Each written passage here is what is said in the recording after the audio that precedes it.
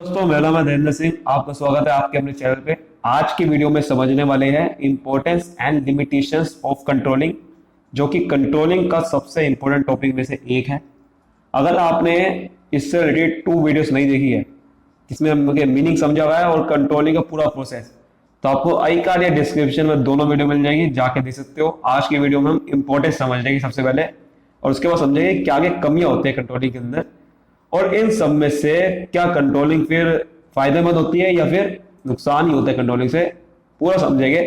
Video को and तक देखोगे तो पूरा अच्छे से समझ में आएगा। तो चलिए स्टार्ट करते हैं।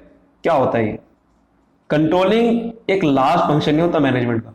कंट्रोलिंग तो एक लास्ट साइकिल होती है। मैनेजमेंट हमेशा एक कंटिन्यूस प्रोसेस होता है। तो लास्ट साइकिल एक कंट्रोलिंग होती है, उसके बाद प्लानिंग ढंग से स्टार्ट होती है कंट्रोलिंग की वजह से। तो कंट्रोलिंग की वजह से जो इंपॉर्टेंस सबसे पहले होती है, वो सबसे पहले बहुत ही इंपॉर्टेंट चीज है जो कि हर एक के मैनेजमेंट फंक्शन में होती है, कि अकम्प्लिशिंग ऑर्गेनाइजेशन गोल। कोई भी मैनेजमेंट का फंक्शन है वो हमेशा गोल को अचीव कराने के लिए तो बनाया जाता है। तो कंट्रोलिंग भी हमें गोल को अचीव करवाती है। हमारा जितना भी मैनेजमेंट है वो गोल के लिए तो होती है। तो इसलिए कंट्रोलिंग जब चेक करते हैं हम कंट्रोलिंग में एक्चुअल को स्टैंडर्ड के साथ, और उसमें पता चलता है भाई कोई डेविएशन है तो उसको ठीक करके हम अपने गोल को अचीव कर पाए। अगर मैंने 50,000 यूनिट्स का टारगेट बनाया था और मेरी सिर्फ 40,000 यूनिट ही बनी है, तो मैं पता करूंगा क्यों बनी है, ताकि मैं अगले साल 50,000 यूनिट बना सकूं। इसीलिए कंट्रोलिंग हमेशा एक गोल को अचीव कराने के लिए बनाई जाती है, और ये हमेशा गाइड करती है ऑर्गेनाइजेशन को, ताकि हम एक सही डायरेक्शन में चल सके, और कोई भी डेविएशन है तो हटा के हम ऑर्गेनाइजेशन गोल को अचीव कर सके। इसलिए हमेशा ऑर्गेनाइजेशन गोल को हम अचीव कर लेते हैं कंट्रोलिंग की वजह से। समझ में आ गया? तो बड़े सिंपल सी बात है, हम एक्चुअल को स्टैंडर्ड से कंपेयर करते हैं, कोई दिक्कत आता है उसको ठीक कर देते हैं। Judging accuracy of standard, second है जजिंग एक्यूरेसी ऑफ स्टैंडर्ड। भाई कंट्रोलिंग में जब हम चेक करते हैं ना, तो जब हमें पता चलता है कि ये भी पता चलता है कि हमने जो स्टैंडर्ड बनाया था, क्योंकि स्टैंडर्ड के साथ चेक करते हैं, तो जब हमें एनालिसिस करते हैं डेविएशन को और उसके बाद हम चेक करते हैं हर चीज को, तो पता चलता है कि कभी कभार कि हमने कई बार स्टैंडर्ड ही गलत बना देते हैं। तो इसलिए अगर अच्छा कंट्रोलिंग सिस्टम है तो उसमें पता चलता है भाई स्टैंडर्ड कितने एक्यूरेट है और ऑब्जेक्टिव कितना हमारा सही है। तो उससे जैसे कि हमारा बिजनेस एनवायरनमेंट है, बाहर के एनवायरनमेंट की वजह से चेंज होते रहता है। तो हो सकता है कि मैंने स्टैंडर्ड ही गलत बना दिया हो सकता है कि बाहर का एनवायरनमेंट चेंज होता जा रहा है, हमारी ऑर्गेनाइजेशन भी चेंज होती जा रही है, और हमने स्टैंडर्ड उसके हिसाब से ना बनाया हो, जिसकी वजह से डेविएशन आ रहे हैं। तो ये कंट्रोलिंग की वजह से पता चलता है कि हमने क्या पता गलत ही प्लान बना दिया हो सकता है कि हमने गलत बड़े सारे स्टैंडर्ड बना दिए अलग अलग डिपार्टमेंट के। तो इसीलिए हम उसके रिवाइज कर लेते हैं स्टैंडर्ड को, उसकी वजह से स्टैंडर्ड को ठीक कर सकते हैं। एग्जाम्पल के तौर पर जैसे कि अगर स्टैंडर्ड प्रॉफिट है, मैंने रख दिया 1 लाख पर डे, जो कि पॉसिबल नहीं है। तो कैसे हमने रख दिया कि 1 लाख पर डे आप कमा लोगे, जो कि ऑर्गेनाइजेशन के हिसाब से रखना पड़ेगा ना, कि ऑर्गेनाइजेशन की क्या स्ट्रेंथ है, उसकी क्या वीकनेस है, बिजनेस एनवायरनमेंट क्या चल रहा है। स्टैंडर्ड आउटपुट आपने रख दिया 10,000 यूनिट्स बनाने हैं, तो आपने ये तो देखा नहीं लॉकडाउन चल रहा है और 10,000 यूनिट्स कैसे बन जाएगी। तो आपने बिजनेस एनवायरनमेंट को देखते हुए स्टैंडर्ड को आपने कभी कभी जो गलत बना सकते हो उसको भी ठीक कर सकते हो, सिर्फ कंट्रोलिंग की वजह से हो सकते हैं। वरना आप चलते जाओगे और एक गलत डायरेक्शन में मूव करोगे, आप गलत डायरेक्शन करोगे, भाई मुझे तो 10,000 यूनिट बनाने हैं, जो कि पॉसिबल ही नहीं है। तो इसलिए कंट्रोलिंग की वजह से हम स्टैंडर्ड को दोबारा सेट कर लेते हैं, दोबारा ठीक करेंगे उसको, और दोबारा से स्टैंडर्ड को सही बनाएंगे ताकि हम अपने गोल को अचीव कर सकें। ठीक है, ये सब कंट्रोलिंग वजह से होता है। तीसरा है हमारा making efficient use of resources, कि कंट्रोलिंग की वजह से भाई हम अपने रिसोर्सेज को अच्छे से यूटिलाइज कर पाते हैं। क्योंकि अगर मैं एक स्टैंडर्ड बना रहा हूँ कि मुझे 10,000 यूनिट्स प्रोड्यूस करने हैं, तो मैं अपनी पूरी जान लगाऊंगा कि 10,000 यूनिट्स को कैसे प्रोड्यूस करूं, और उसके हिसाब से रिसोर्सेज उतने ही लूंगा जितना जरूरत है, जान ना ज्यादा लूंगा ना कम लूंगा। उसे कहते हैं एफिशिएंट यूज या ऑप्टिमम यूटिलाइजेशन। जैसे कि 2 लाख की मुझे सेल करनी है, तो मैं अपने लोग जितने बुलाऊंगा वो उसके हिसाब से बनाऊंगा, कैपिटल पैसा उतना लगाऊंगा, मटेरियल उतना खरीदूंगा, जितने भी फिजिकल एलिमेंट है तैयार वैसे ही करूंगा कि मुझे 2 लाख अचीव करने हैं। तो स्टैंडर्ड की वजह से हम उसको ही उतने ही रिसोर्सेज यूज करते हैं, जिससे क्या होता है कि हम ऑप्टिमम यूटिलाइज कर लेते हैं। और मैं स्टैंडर्ड को यूज करूंगा और रिसोर्सेज को भी अच्छे से यूटिलाइज करूंगा, क्योंकि मुझे पता है कि मुझे अगर सेल करनी है तो मुझे कैसे करनी पड़ेगी, मुझे कितनी रिसोर्सेज चाहिए और कैसे उसको यूटिलाइज करूं कि मेरी सेल हो जाए।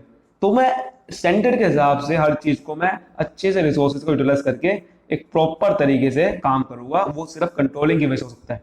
तो इसलिए हर एक एक्टिविटी जो है जब एक स्टैंडर्ड के हिसाब से चलती है, एक नॉर्म होता है, तो हम उसके रिसोर्सेज को अच्छे से यूटिलाइज कर पाते हैं। फोर्थ पॉइंट है हमारा इंप्रूविंग एम्प्लॉय मोटिवेशन। सिंपल सी बात है कि अगर मैं आपको कह रहा हूं कि मुझे अगर आपने अच्छा काम नहीं करा, आपका काम था, मान लो कि मैं आपको कह रहा हूँ कि मुझे आपको 2 लाख की आपको सिर्फ कॉस्ट करनी है, आपने अपने डिपार्टमेंट में सिर्फ 2 लाख की ही कॉस्ट करनी है, और आप अब आपने सिर्फ 1 लाख की कोशिश करी, तो मैं आपको बहुत अप्रिशिएट करूंगा, मैं आपको रिवॉर्ड दूंगा, मैं आपको हर चीज दूंगा। तो एम्प्लॉय की मोटिवेशन बढ़ जाती है कि वो सोचता है कि चलो भैया मैं बेटर परफॉर्मेंस दे सकता हूँ, क्योंकि मेरी परफॉर्मेंस जो है, मुझे पता है कि मेरे से क्या करवाया जा रहा है और मेरा स्टैंडर्ड क्या है, कि मेरी कितनी परफॉर्मेंस मुझे करनी है। जिसकी वजह से होता क्या है कि मैं अपने स्टैंडर्ड परफॉर्मेंस के हिसाब से बेटर करने की कोशिश करूंगा, ताकि मैं अपने अपनी जो ऑर्गेनाइजेशन में अच्छे से अपने अपने आप को साबित कर सकूं कि मैं भी अच्छा काम करता हूं। तो ये सिर्फ कंट्रोलिंग की वजह से हो पाता है, क्योंकि इसमें हम स्टैंडर्ड बनाते हैं सबसे पहले कि मुझे क्या करवाना है लोगों से, और वो लोगों ने कितना किया, जब चेक करेंगे तो हमें पता चल जाएगा कि भाई वो कितना अच्छा काम कर रहा है, कितना बुरा काम कर रहा है। तो इसलिए एम्प्लॉय की मोटिवेशन बढ़ती है कि मेरा अब मुझे अच्छा काम करने का मौका मिलेगा एम्प्लॉय को, इसलिए एम्प्लॉय मोटिवेशन। तो स्टैंडर्ड की वजह से, क्योंकि उनकी परफॉर्मेंस हम चेक कर लेते हैं, अप्रेजल करते हैं, ठीक है, अप्रेजल करते हैं, उसकी वजह से ही। पांचवा बड़ा ही बेहतरीन पॉइंट है इंश्योरिंग ऑर्डर एंड डिसिप्लिन। भाई आपको पता है कि अगर मैं आपको टारगेट दे रहा हूं कोई, कि आपको मुझे इतना अचीव करके देना है, तो आप अपने आप डिसिप्लिन करोगे। अगर मैं कह रहा हूं कि आपको, अगर आप नहीं आए तो भाई मैं आपके मार्क्स काट लूंगा, तो आप रो जाओगे मेरी ट्यूशन पे, ऐसा होता है। मतलब कि इंश्योरिंग ऑर्डर एंड डिसिप्लिन। अगर आपने, जैसे स्कूल वाले भी करते हैं, कॉलेज वाले भी करते हैं कभी कभार, कि आपको, अगर आप कॉलेज नहीं आए तो आपको अटेंडेंस अगर आपकी पूरी इतनी नहीं हुई तो आपको हम क्या करेंगे, हम आपके मार्क्स नहीं देंगे, या फिर आपको पेपर में मौका नहीं देंगे पेपर में बैठने का। तो इससे क्या होता है कि आपको डिसिप्लिन अपना बना लोगे। तो इसलिए इंश्योरिंग ऑर्डर एंड डिसिप्लिन बन जाता है जब आप एक स्टैंडर्ड बनाते हो। और कंट्रोलिंग की वजह से क्या होता है कि हम चेक करते हैं उसकी परफॉर्मेंस, और उससे क्या होता है कि हम उसका जो डिसऑनर्ड बिहेवियर है, वो ईमानदारी से अपना काम करेगा, बेईमानी से काम नहीं करेगा, और अपने आप डिसिप्लिन और ऑर्डरनेस बनाएगा। तो इसके, क्योंकि हम उसकी चेक एक्टिविटी हर बार चेक करते जा रहे हैं। समझ में आ गया? तो इसलिए इंश्योरिंग ऑर्डर एंड डिसिप्लिन। हमारा लास्ट पॉइंट है फैसिलिटेटिंग कोऑर्डिनेशन इन एक्शन। भाई कोऑर्डिनेशन तो बनता ही बनता है ना। अगर मैं आपको कहूंगा कि आपने इतने यूनिट प्रोड्यूस करनी है, ठीक है, हर एक डिपार्टमेंट को टारगेट दे दिया, प्रोडक्शन मैनेजर को, फाइनेंस मैनेजर को, मार्केटिंग को, एचआर मैनेजर को, जब हर एक को मैंने डिपार्टमेंट में टारगेट दे दिया, तो उससे होगा क्या, वो अपना काम बढ़िया करेगा। और जब अपना काम बढ़िया करेगा, उनको पता है कि भाई मुझे क्या करना है, तो वो ऑटोमेटिकली हमारे ऑर्गेनाइजेशन गोल की तरफ फोकस कर पाएगा। क्योंकि ऑर्गेनाइजेशन गोल की तरफ फोकस कर पाएगा जब अपने डिपार्टमेंट के टारगेट पूरे करेगा ना। तो इसीलिए सारे के सारे डिपार्टमेंट हम कोऑर्डिनेट कर लेते हैं इस तरीके से कि हमारे वो ऑर्गेनाइजेशन गोल पे फोकस कर पाए। तो हर एक डिपार्टमेंट, उसके अंदर एम्प्लॉई एक प्री डिटरमाइंड, कि हमने उसको स्टैंडर्ड दिया गया भाई आपकी इतनी परफॉर्मेंस होनी चाहिए, और वो उसके हिसाब से अपने आप कोऑर्डिनेट कर देता है दूसरों के साथ। कोऑर्डिनेशन मतलब क्या होता है, दूसरों को दूसरों के साथ, अपने आप दूसरों के साथ साथ लेके चलना एक गोल के लिए। तो भाई अगर आपको गोल दे रहा हूं कि आपने अगर इतना अचीव करना है, तो उसके लिए आप जी जान लगाओगे।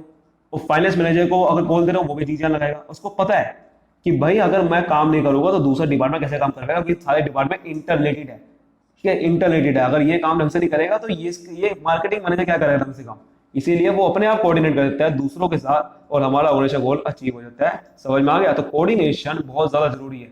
कोऑर्डिनेशन इसलिए जरूरी है। अब बात कर लेते हैं थोड़ी लिमिटेशन की। हमने तो बहुत फायदे थे वाले कोऑर्डिनेशन की, कोऑर्डिनेशन बनता है, हमारा गोल अचीव हो पाता है, हमें परफॉर्मेंस बढ़ पाती है। लेकिन लिमिटेशन क्या है कंट्रोलिंग की?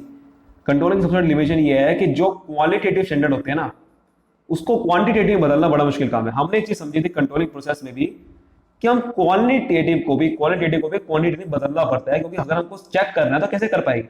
अगर मुझे चेक करना है कि एम्प्लॉय की मोटिवेशन कितनी है, उसका मोरल कितना है, उसके लिए थोड़ा सा एम्प्लॉय का थोड़ा सा मुझे क्वांटिटेटिव स्टैंडर्ड बनाना पड़ेगा, तभी चेक कर पाऊंगा ना। जॉब सर्टिफिकेशन है कि नहीं है, ह्यूमन बिहेवियर की परफॉर्मेंस, ह्यूमन बिहेवियर की क्या है ह्यूमन बिहेवियर। तो ये कुछ ऐसे कॉम्प्लेक्स चीजें होती है जो कि बड़ा मुश्किल होता है इसको क्वांटिटेटिव बदलना। हम कह तो देते हैं कि भाई बदलना है, लेकिन कुछ चीजें ऐसी होती है जो कि हम नहीं बदल पाते। जैसे कि एम्प्लॉय की मोरल, जॉब सेटिस्फेक्शन कैसे पता चलेगा? इसका क्वांटिटेटिव बदलना थोड़ा सा मुश्किल काम है, क्योंकि हम इसका स्टैंडर्ड कैसे बनाएंगे। तो इसलिए क्वालिटेटिव स्टैंडर्ड कुछ ऐसे होते हैं जो कि क्वांटिटेटिव में नहीं बदल पाते। इसकी वजह से क्या होता है कि कंट्रोलिंग वहां पर फेल हो जाती है। हम पता नहीं कर पाते कि भाई एम्प्लॉय की मोरल कितनी बढ़ रही है, तो एम्प्लॉय की मोटिवेशन कितनी है, जॉब सेटिस्फेक्शन है कि नहीं है। जॉब सर्टिफिकेशन ये थोड़ी पता लगे एब्सेंटीज्म से कि छुट्टियां ले रहा है तो उसका जॉब सर्टिफिकेशन नहीं, जॉब सर्टिफिकेशन किसी और से रिलेटेड भी होता है, इसीलिए दिक्कत आ जाती है। दूसरा है कि लिटिल कंट्रोल एक्सटर्नल फैक्टर। भाई बाहर के जो फैक्टर है, गवर्नमेंट पॉलिसीज है, इकोनॉमिकल फैक्टर है, टेक्नोलॉजिकल है, सोशल है, हमारे हाथ में थोड़ी है। डीमोनेटाइजेशन हो गया, हमारे हाथ में है? नहीं है ना। सोशल इन्वायरमेंट बदल रहा है, लोगों की नीड बदलती आ रही है, हमें क्या हाथ में है? तो हम उसके हिसाब से हम स्टैंडर्ड में हमें सेट नहीं कर पाते ना।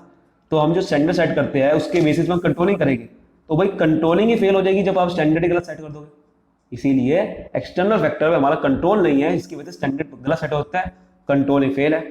रेजिस्टेंस फ्रॉम एम्प्लॉइज, मतलब कभी कभी क्या होता है कि जो कंट्रोलिंग करते हुए एम्प्लॉयज कहते हैं कि भाई हम, एम्प्लॉयज सोचते हैं कि हमारे तो भाई फ्रीडम ही नहीं है हमारी ऑर्गेनाइजेशन में, हमें तो कोई आज़ादी नहीं जा रहा, हमें तो बस एक काम करवाया जा रहा है, हमें रोज चेक करा जा रहा है।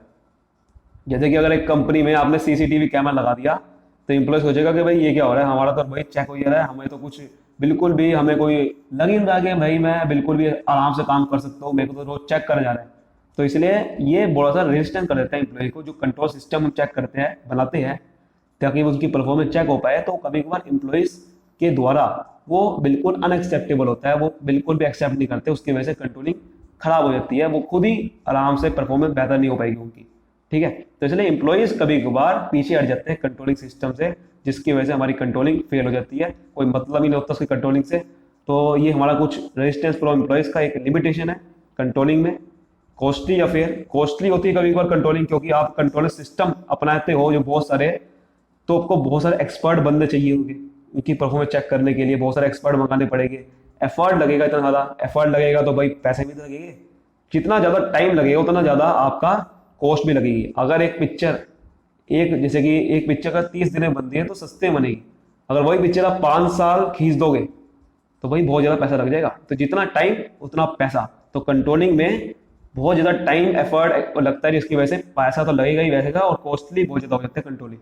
समझ में आ गया? अब ये जितने भी है ना, ये जो कॉस्टली है स्मॉल एंटरप्राइजेस के लिए है, बड़ी ऑर्गेनाइजेशन के लिए तो भाई कंट्रोलिंग कॉस्टली किस बात की होगी, क्योंकि इसके लिए तो भाई जैसे आपने देखोगे बहुत सारी बड़ी बड़ी कंपनी तो एडवर्टीजमेंट का खर्चा करती है, तो जो जरूरी चीज है वो एक्सपेंसेस कभी भी कॉस्टली नहीं कहते, लेकिन स्मॉल एंटरप्राइज की कॉस्टली है। जैसे कि रजिस्टर फॉर एम्प्लॉइज, ये भी हम खत्म कर सकते हैं अगर एम्प्लॉय को समझा दें हम। एक्सटर्नल फैक्टर में हमारा कंट्रोल नहीं है, लेकिन स्टैंडर्ड अगर फ्लेक्सिबल बना दे तो काम बन जाएगा। डिफिकल्टी इन क्वालिटेटिव स्टैंडर्ड, भाई अगर कुछ स्टैंडर्ड हम नहीं बना पाते तो रहने दो उसको, कुछ और बना दो। तो ये लिमिटेशन कहीं कहीं पे इंप्रूव हो सकती है अगर हम ढंग से देखें, ढंग से अगर स्मॉल एंटरप्राइज ना हो, लॉन्ग हो लियो, लार्ज ऑर्गेनाइजेशन हो, तो वो तो भाई ढंग से इसको सेटअप कर सकती है। तो कुल मिला के पता चलता है कि इंपॉर्टेंस भारी है लिमिटेशन पे। लिमिटेशन उनके लिए है जो ढंग से कंट्रोलिंग नहीं करेगा, जो स्टैंडर्ड गलत बनाएगा, लेकिन बड़ी ऑर्गेनाइजेशन के लिए तो फायदा ही फायदा है, उसके बिना तो कंट्रोलिंग काम चल नहीं सकता। छोटी ऑर्गेनाइजेशन थोड़ा महंगा पड़ेगा, क्योंकि कंट्रोलिंग से हम गोल को अचीव कर पाते हैं, स्टैंडर्ड की एक्यूरेसी स्टैंड कर पाते हैं, बार बार स्टैंडर्ड चेक करेंगे, कंट्रोलिंग करेंगे, रिसोर्सेज को, एम्प्लॉय की मोटिवेशन तो बढ़ेगी बढ़ेगी क्योंकि इसको चेक कर रहे हैं, ऑर्डर एंड डिसिप्लिन बन पाएगा, कोऑर्डिनेशन बन पाएगा, बहुत ही इंपॉर्टेंट चीज है ये। इसलिए उम्मीद करता हूँ कि कुछ सभी को समझ में आ गया होगा कंट्रोलिंग के बारे में पूरा इंपॉर्टेंस एंड लिमिटेशन। अगर आपको समझ में आया तो वीडियो को लाइक करके जरूर जाओ, और सब्सक्राइब करो चैनल को, और कमेंट करो जरूर बताना कैसी लगी, और दोस्तों से शेयर क्यों नहीं कराया भाई, करना जरूर है। थैंक यू सो मच, मिलते हैं अगले सेशन में, बाय बाय, टेक केयर।